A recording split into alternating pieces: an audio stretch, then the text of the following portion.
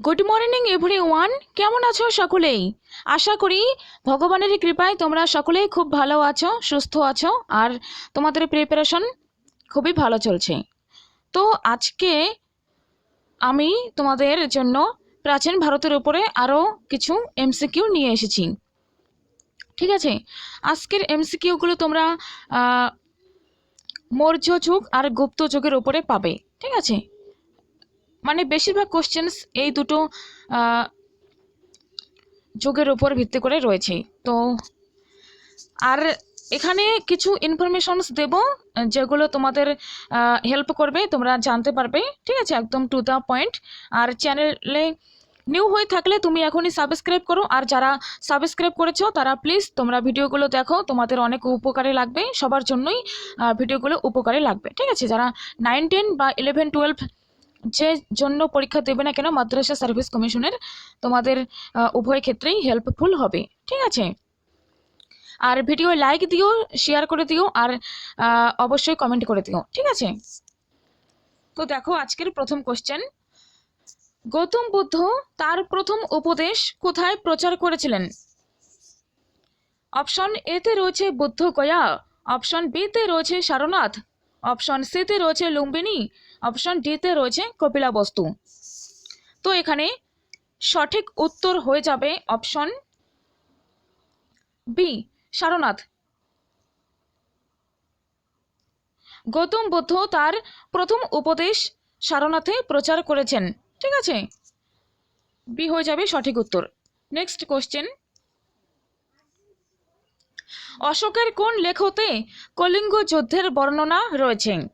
তো দেখো যে খ্রিস্টপূর্ব 4র্থ শতাব্দীর শেষ দিকে মৌর্যদের উত্থানের সঙ্গে সঙ্গে ভারতবর্ষের ইতিহাস অন্ধকার পার হয়ে আলোয় উত্তীর্ণ হয়। ঠিক আছে, 321 খ্রিস্টপূর্বে চন্দ্রগুপ্তের নেতৃত্বে মৌর্য সাম্রাজ্যের উত্থান ভারতীয় ইতিহাসে এক যুগান্তকারী ঘটনা। অর্থাৎ 321 খ্রিস্টপূর্বে চন্দ্রগুপ্ত মৌর্য সাম্রাজ্য প্রতিষ্ঠা করেন। ঠিক আছে, আর এই চন্দ্রগুপ্ত মৌর্য সম্পর্কে বিভিন্ন তথ্য রয়েছে। অর্থাৎ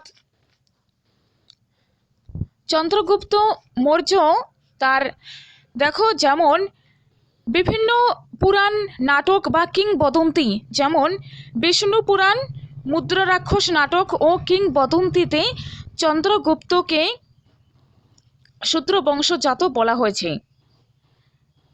অর্থাৎ আমি বলতে চাই যে মৌর্য সাম্রাজ্যের স্থাপত্যিতা চন্দ্রগুপ্তের বংশ পরিচয় সম্পর্কে যথেষ্ট বিতর্ক রয়েছে। আমি এগুলো তোমাদের একটু আলোচনা করে দিচ্ছি। যেমন পুরাণে বলা হয়েছে যে নন্দবংশের পতনের পর মগধে শূদ্র বংশ রাজত্ব করবে, সেই অর্থে চন্দ্রগুপ্তকে শূদ্র বলে ধরা হয়। আর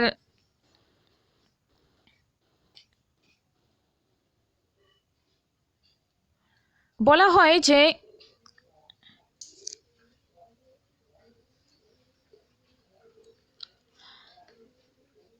মুদ্রা রাক্ষস নাটক যে রয়েছে সেখানে বলা হয়েছে যে চন্দ্রগুপ্ত ছিলেন নিচু বংশজাত। ঠিক আছে, বিভিন্ন পরিশিষ্ট পার্বণ, তারপর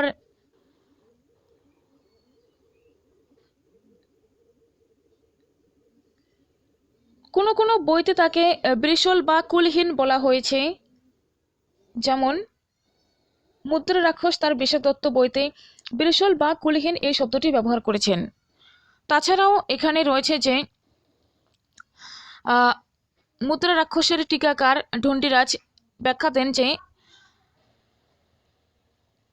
মুরা, চন্দ্রগুপ্তের মায়ের নাম ছিল মুরা, এজন্য তার উপাধি হয় মৌর্য। ঠিক আছে, মুদ্রা রাক্ষস নাটকে চন্দ্রগুপ্তকে বৃষল বা কুলহীন বলে অভিহিত করা হয়েছে। আর বিষ্ণু পুরাণের এক টিকাকার এই চন্দ্রগুপ্ত মৌর্য সম্পর্কে বর্ণনা দিতে গিয়ে বলেছেন যে তিনি ছিলেন শূদ্রবংশীয় মুরার গর্ভজাত সন্তান এবং ওই মুরাকে নন্দ রাজার স্ত্রী বলে বর্ণনা করা হয়েছে। ঠিক আছে, বিভিন্ন বইতে বিভিন্ন রকম ব্যাখ্যা পাওয়া যায়। আর জাস্টিন চন্দ্রগুপ্ত মৌর্যকে সাধারণ বংশজাত বলে বলেছেন। ঠিক আছে, তো এখানে দেখো মৌর্য সাম্রাজ্য রয়েছে তার সময়কাল খ্রিস্টপূর্ব 321 খ্রিস্টপূর্ব থেকে 187 খ্রিস্টপূর্ব। ঠিক আছে। চন্দ্রগুপ্ত মৌর্য প্রথমে সিংহাসনে বসেন, তারপর সিংহাসনে বসেন বিন্দুসার, বিন্দুসারের পরে সিংহাসনে বসেন অশোক, সম্রাট অশোক। ঠিক আছে। তো এই যে ব্রাহ্মণ উপাদান, তার বলা যায় যে বিষ্ণু পুরাণ, ব্রাহ্মণ পুরাণ প্রভৃতি গ্রন্থে তার চন্দ্রগুপ্তের কথা জানা যায়। আর একটা গুরুত্বপূর্ণ তথ্য তোমরা শুনে রাখো যে চন্দ্রগুপ্ত মৌর্য আর যে তার প্রধানমন্ত্রী ছিলেন যে চাণক্য, চন্দ্রগুপ্ত মৌর্য আর চাণক্যের যে কথা, এটি কোন বই থেকে জানা যায় তোমরা একটু বলো তো।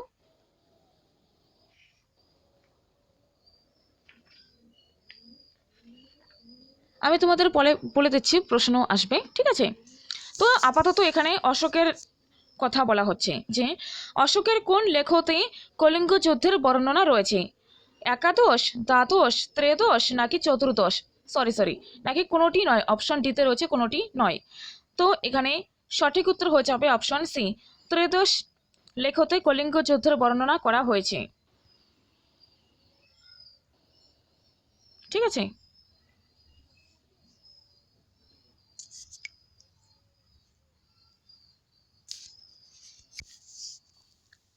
নেক্সট কোশ্চেন, নিম্নলিখিত কোন লেখতে অশোকের নাম উল্লেখ রয়েছে? অপশন এ তে মাস্কি, অপশন বি তে রুম্মেনদেই, অপশন সি তে রামপুরবা, অপশন ডি তে রয়েছে সারনাথ। তো তিনি তো দেবনাম প্রিয় প্রিয়দর্শী উপাধি গ্রহণ করেছিলেন। এর মধ্যে তিনি তার নাম ব্যবহার না করে অনেক চক্রবর্তী, তারপরে তার যে উপাধিগুলি ছিল দেবনাম প্রিয় প্রিয়দর্শী, এই নাম ব্যবহার করতেন। ঠিক আছে। তো এখানে প্রশ্নটি হচ্ছে কোন লেখতে অশোকের নাম পাওয়া যায়, অশোকের নাম উল্লেখ রয়েছে? এখানে সঠিক উত্তর হয়ে যাবে অপশন এ। ঠিক আছে। নেক্সট কোশ্চেন, পুরাণের সংখ্যা কয়টি?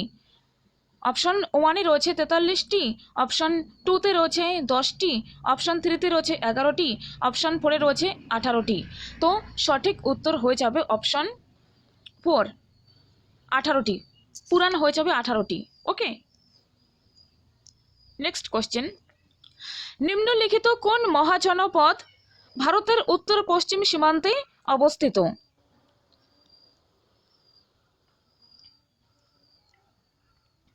অপশন ওয়ানে রয়েছে কাশী, অপশন টুতে রয়েছে গান্ধার, অপশন থ্রিতে রয়েছে কম্বোজ, অপশন ফোরে রয়েছে 2 ও 3 উভয়ই।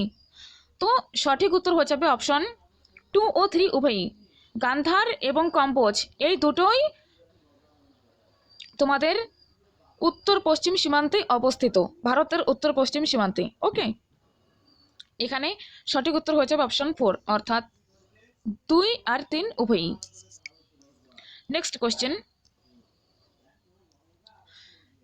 খুব গুরুত্বপূর্ণ কোশ্চেন এসে গেছে, তোমরা দেখো আর উত্তর দেবার চেষ্টা করো। ঠিক আছে। আর হ্যাঁ, এই যে তোমাদের বললাম একটু আগে, মুদ্রা রাক্ষস নাটক যে রয়েছে, মুদ্রা রাক্ষস নাটক থেকেই চন্দ্রগুপ্ত মৌর্যের সিংহাসনে আরোহণের কথা জানা যায়।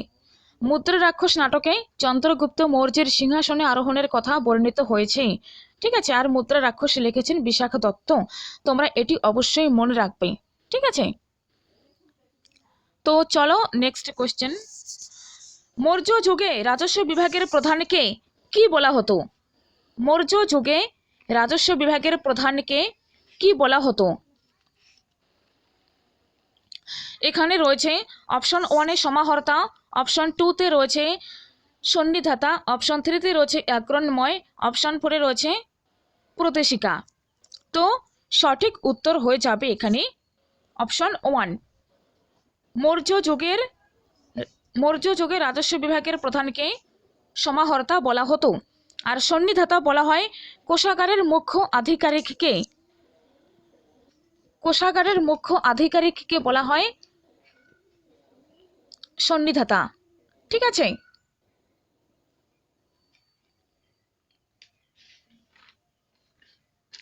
মনে রাখবে রাজস্ব বিভাগের প্রধান সমাহর্তা আর সন্নিধাতা রাজকোষের দায়িত্বপ্রাপ্ত। যিনি রাজকোষের দায়িত্বপ্রাপ্ত ছিলেন তাকে সন্নিধাতা বলা হতো। এটি তোমরা গুলিয়ে ফেলবে না, অবশ্যই মনে রাখবে। আর একগ্রন্ময় এটি ছিল আলাদা। প্রদেশিকা, প্রদেশিকা বলতে বোঝায় জেলা শাসক, ঠিক আছে। আর ধর্ম মহামাত্র হবে অশোক কর্তৃক সৃষ্ট নতুন পথ ধর্ম সংক্রান্ত বিষয়ে মতামত প্রদান। আর রাষ্ট্রপাল বা কুমার ছিলেন প্রদেশের দায়িত্বপ্রাপ্ত কর্তা। প্রদেশের দায়িত্বপ্রাপ্ত কর্তাকে বলা হতো রাষ্ট্রপাল বা কুমার। আর রজক, রজক ছিলেন জমার মাপজোক, রজক ছিল আমিন, ঠিক আছে। আর স্থানিক হয়ে যাবে জেলা শাসকের অধীনে নিযুক্ত রাজস্ব আদায়ের কর্মী। গোপা হয়ে যাবে হিসাবকর্তা, ঠিক আছে। তো চলো নেক্সট কোশ্চেনে যাওয়া যাক। অশোকের রাজত্বকালে তার সাম্রাজ্যভুক্ত সৌরাষ্ট্রের শাসক কে ছিলেন? অশোকের রাজত্বকালে তার সাম্রাজ্যভুক্ত সৌরাষ্ট্রের শাসক কে ছিলেন? ওয়ানে রয়েছে তুষাস্প, টুতে রয়েছে রুদ্রদামন, থ্রিতে রয়েছে পুষ্যগুপ্ত, ফোরে রয়েছে কেউ নন। তো এখানে সঠিক উত্তর হয়ে যাবে অপশন ওয়ান, তুষাস্প, ঠিক আছে। অপশন ওয়ান হয়ে যাবে সঠিক উত্তর। চলো নেক্সট কোশ্চেন। মৌর্য সাম্রাজ্যের পতনের কারণ অর্থনৈতিক মন্দা, এই মন্তব্যটি কার? Option one Romila Thapar, option two Haraprasad Shastri, option three Hemchandra Raychaudhuri, option four সকলেই। এখানে সঠিক উত্তর হয়ে যাবে অপশন ওয়ান রমিলা থাপার, ঠিক আছে। Next question. সুদর্শন রোদ কোন রাজার আমলে খনন করা হয়? অপশন ওয়ানে রয়েছে দ্বিতীয় পুলকেশী, অপশন টুতে রয়েছে রুদ্রদামন, অপশন থ্রিতে রয়েছে স্কন্দগুপ্ত, অপশন ফোরে রয়েছে চন্দ্রগুপ্ত মৌর্য। এটি কিন্তু মৌর্য হয়ে যাবে, ঠিক আছে। এটি হবে চন্দ্রগুপ্ত মৌর্য। তো এখানে সঠিক উত্তর হয়ে যাবে অপশন ফোর, চন্দ্রগুপ্ত মৌর্যের আমলে সুদর্শন রোদ খনন করা হয়েছিল, ঠিক আছে। Next question. তৃতীয় বৌদ্ধ সংগীতি কে আহ্বান করেন? তো এখানে তোমরা অবশ্যই মনে রাখবে যে তৃতীয় বৌদ্ধ সংগীতি কে আহ্বান করেন। প্রথম বৌদ্ধ সংগীতি আহ্বান করেন, সঠিক উত্তর হয়ে যাবে অপশন না, অপশন ওয়ানে রয়েছে, দাঁড়াও এক সেকেন্ড, অপশন ওয়ানে রয়েছে অশোক, অপশন টুতে রয়েছে বিম্বিসার, অপশন থ্রিতে রয়েছে কনিষ্ক, অপশন ফোরে রয়েছে কালাশোক। তো এখানে তৃতীয় বৌদ্ধ সংগীতি আহ্বান করেন সম্রাট অশোক। আনুমানিক 251 খ্রিস্টপূর্বে এই সম্রাট অশোক মৌর্য বংশের তিনি তৃতীয় বৌদ্ধ সংগীতি আহ্বান করেন, ঠিক আছে, সম্রাট অশোক।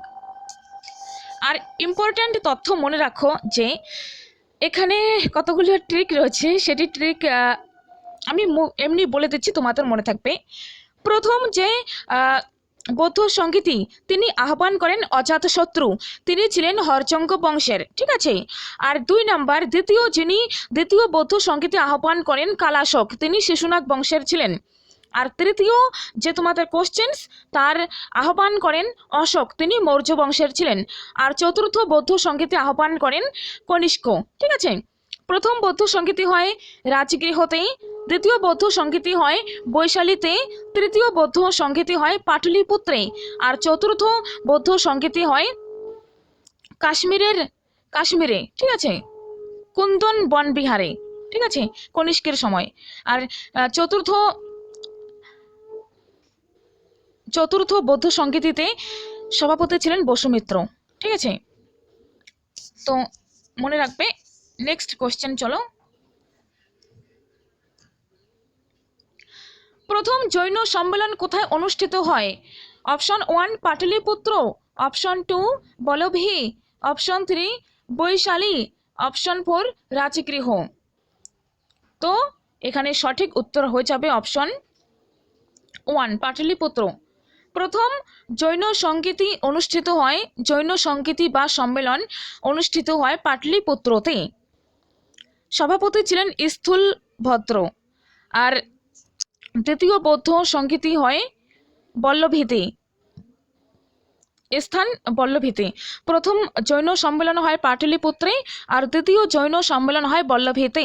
তুমি মনে রাখবে, ঠিক আছে? নেক্সট কোশ্চেন চলো।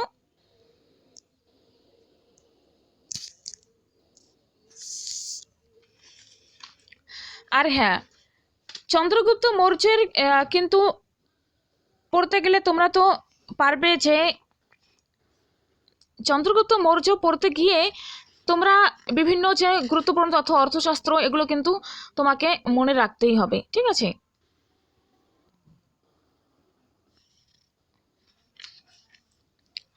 আর এই নেক্সট দেখো, কোন মৌর্য সম্রাট সিংহাসন ত্যাগ করে দক্ষিণ ভারতে গিয়ে জৈন ধর্মের কৃচ্ছ সাধনের জীবন বেছে নেন? 1 রয়েছে অশোক, 2তে রয়েছে বিন্দুসার, 3তে রয়েছে চন্দ্রগুপ্ত মৌর্য, 4 রয়েছে অজাতশত্রু। তো সঠিক উত্তরটি হয়ে যাবে অপশন 3, চন্দ্রগুপ্ত মৌর্য, ঠিক আছে?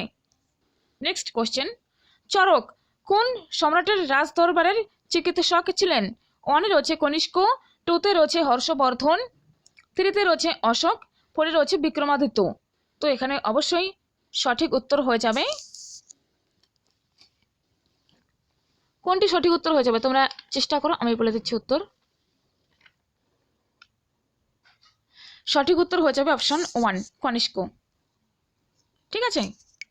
নেক্সট কোশ্চেন চলো, গুপ্ত রাজবংশের প্রতীক কি ছিল? 1 রয়েছে গরুর, 2তে রয়েছে ময়ূর, 3তে রয়েছে বল্লম, 4 রয়েছে সূর্য। তো সঠিক উত্তর হয়ে যাবে গরুর। ওকে, খুব গুরুত্বপূর্ণ কোশ্চেন্স আজকের সব কোশ্চেন্সগুলোই কিন্তু। সুন্দরানন্দ বজ্রসূচি ও সারিপত্র প্রকরণ গ্রন্থগুলির লেখক কে? সুন্দরানন্দ বজ্রসূচি ও সারিপত্র প্রকরণ গ্রন্থগুলির লেখক কে? 1 রয়েছে বসুমিত্র, অশ্বঘোষ, নাগার্জুন, চরক। তো এখানে সঠিক উত্তর হয়ে যাবে অবশ্যই অপশন 2, অশ্বঘোষ, অশ্বঘোষ, ঠিক আছে? নেক্সট, দ্বিতীয় চন্দ্রগুপ্তের সাম্রাজ্যে কোন বিদেশি পর্যটক ভারতে এসেছিলেন? দ্বিতীয় চন্দ্রগুপ্তের সাম্রাজ্যে কোন বিদেশি পর্যটক ভারতে এসেছিলেন? এখানে অপশন 1 রয়েছে ফা হিয়েন, অপশন 2তে রয়েছে হিউয়েন সাং, অপশন 3তে রয়েছে ইত সিং, অপশন 4 রয়েছে সবাই। তো সঠিক উত্তর হবে ফা হিয়েন, ঠিক আছে? আর গুপ্ত যুগের জমির পরিমাপ কি নামে পরিচিত ছিল? অপশন 1 রয়েছে আরবাব, অপশন 2তে রয়েছে দ্রোণবাব, অপশন 3তে রয়েছে কুল্লবাব, অপশন 4 রয়েছে সবকটি। খুব গুরুত্বপূর্ণ কোশ্চেন কিন্তু। এখানে সঠিক উত্তর হয়ে যাবে অপশন 4, সবকটি। আরবাব, দ্রোণবাব, কুল্লবাব এই সবগুলি গুপ্ত যুগের জমি পরিমাপ ছিল। এটি কিন্তু গুপ্ত যুগ, মৌর্য যুগ নয়, একদম গুলিয়ে ফেলবে না, ঠিক আছে?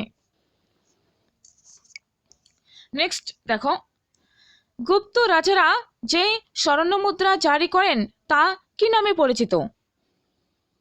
অপশন 1 রয়েছে দিনার, অপশন 2তে রয়েছে পান, অপশন 3তে রয়েছে ক্যাশু, অপশন 4 রয়েছে প্যাগোডা। তো এটি তুমি হোমওয়ার্ক রইল, তুমি এটি হোমওয়ার্ক হিসেবে আনসার দেবে কমেন্ট বক্সে, ঠিক আছে? তো থ্যাংক ইউ এই ভিডিওটি দেখার জন্য। তোমরা ভিডিওটি কমেন্ট করো ভালো লাগলে, আর অবশ্যই চ্যানেলটি সাবস্ক্রাইব করে রাখো। তোমাদের জন্য খুবই তাড়াতাড়ি খুব ইম্পর্টেন্ট এমসিকিউ নিয়ে আসবো। তোমাদের আজ তো 24শে ফেব্রুয়ারি, তোমাদের মার্চের 3 তারিখ পরীক্ষা, আর বেশি সময় নেই, ঠিক আছে? Thank you so much, take care. আর হ্যাঁ, কারো যদি কোনো ইনফরমেশন জানার থাকে, কোনো কিছু অসুবিধা থাকে, তাহলে তোমরা এই ভিডিওর কমেন্ট বক্সে কমেন্ট করে দিতে পারো, ঠিক আছে? আমি রিপ্লাই করে দেবো। Thank you.